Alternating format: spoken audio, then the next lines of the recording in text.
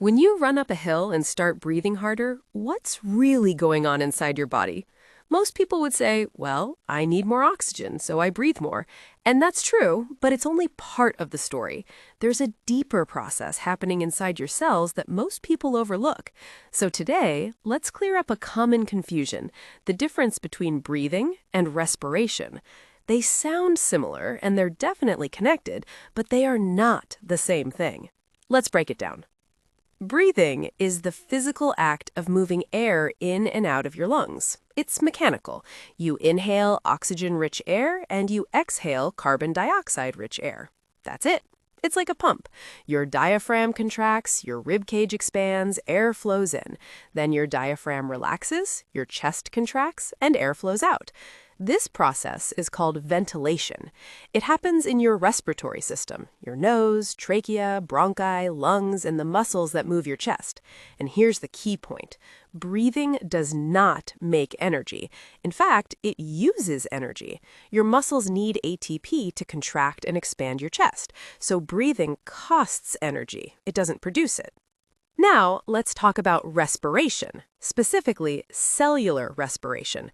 This is a chemical process happening inside your cells. It's how your body turns food into usable energy.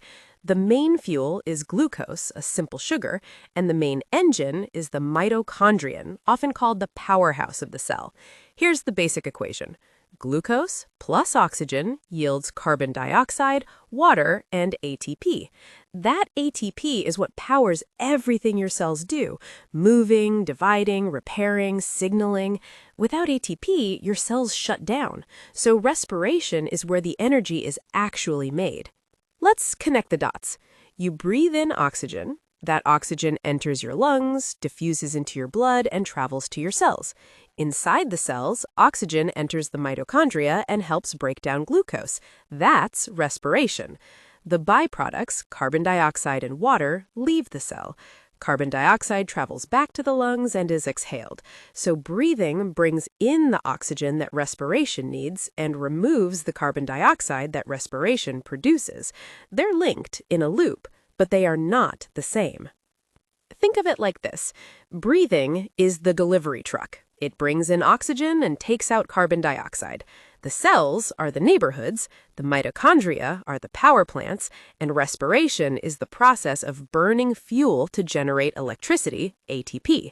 The trucks don't generate power, but without them, the power plants can't run.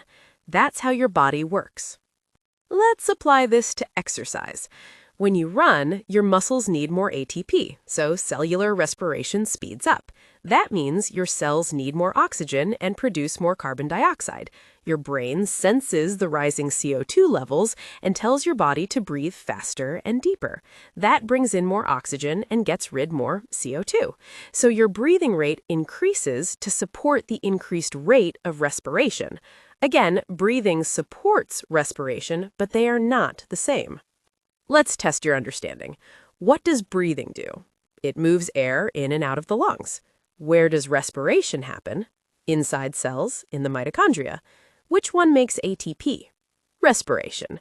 Can respiration happen without oxygen? Yes, but it's less efficient and produces lactic acid. So next time someone says, "I'm out of breath," you'll know what's really going on. Their breathing is trying to catch up with their cells' demand for oxygen, their mitochondria are working overtime to make ATP, and their body is doing everything it can to keep the system running. To sum it up, breathing is air movement. Respiration is energy production. Breathing happens in the lungs. Respiration happens in the cells. They're connected, but they are not the same. And now, you know the difference.